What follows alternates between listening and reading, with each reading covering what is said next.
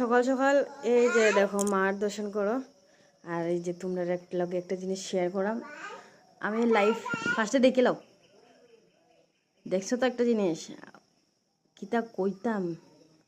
বলো বলো, কালী মাই কি জয়, কালী মাই কি জয়, কালী মাই কি জয়।